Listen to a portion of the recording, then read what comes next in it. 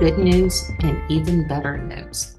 The good news is that the metagenomic binning job has completed, and the even better news is now we can look at the results. So to do that, let's go to the jobs list first. So I'm going to click on Workspaces here, and then I'm going to click on My Jobs to just show you a different way to go about it. And that lists all the jobs I've ever run. And if I want to narrow it down, I'll click up here on All Services. And then I'll go to metagenome binning. And that's showing all the metagenomic binning jobs I've done over the course of my life using this resource. And the ones that we did here, it was this job, unknown, the forward and reverse strands metagenomic binning.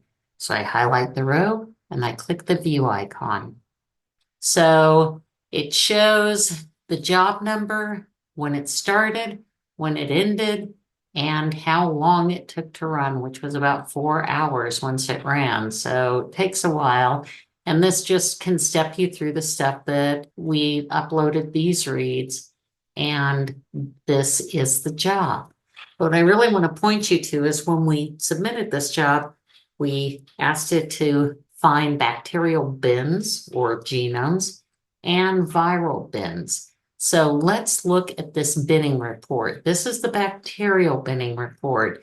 Below it is the viral binning report, which we'll look at next. So I highlight that row, and then I click on the view icon. And this shows me the bins that are good or bad. Here I'm going to hide this so we have more real estate. So it's looking at the different genomes that it was able to pull out of that.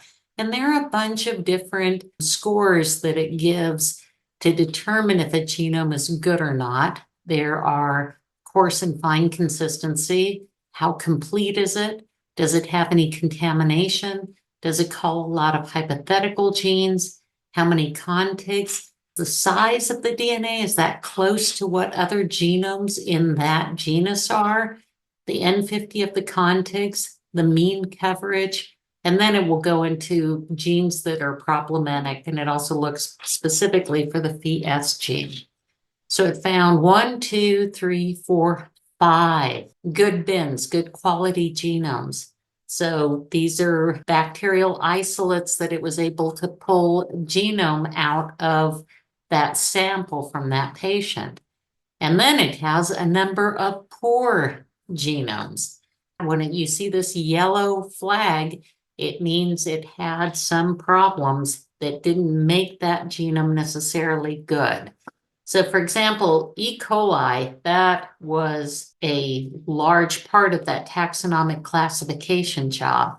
But there's some contamination here that makes it a poor genome, although it was able to get a genome out of it. The biggest one was this one that I still can't pronounce, Faecalibacterium prosnitzi. That was the most predominant one in taxonomic classification. And there's still some contamination here, although other parts of the genome look good. So there's the information on the binning report. So 5 good bins, 11 bad bins. Let's go back. I have to do it this way, I guess. To go back here, and let's look at the viral bin, HTML, and view that, and I'll make it full screen again. And this is a little bit different because in the BV-BRC resource, they don't annotate all the viruses. They annotate all the bacteria, all the archaea, but only a subset of the viruses. So the metagenomic binning service is pulling out these genomes, but it's not really binning them or making them part of the resource. So you can see that there are a number of phage genomes, bacteriophage genomes, that it found in this, and then a bunch of other weird genomes that they can't get to specific taxonomic levels. So I want to go back again. Now with each of the bin genomes, remember bin equals genome, you have the checkered flag again. We know what that means. It means a successful job, and in this case, a successful bin. So if we click on that, it opens up the binning report for that particular genome. And up here we can see that it's this Bacteroides dorii, and it has a genome report, and it's got contigs, and it's got a lot of other stuff that may or may not be of interest to you. But I want to quickly point to the genome report. We'll click on it. There we go.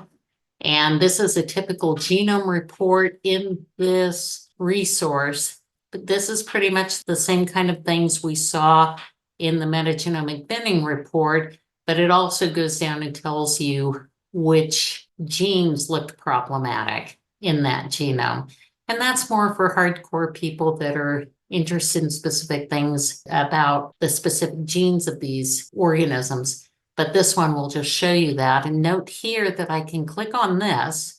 This is the genome ID. So if I click on that, it's going to open up the page. Now it has been integrated into the BV-BRC resource where I can look at it. Only I can see this because I'm the one who submitted the job.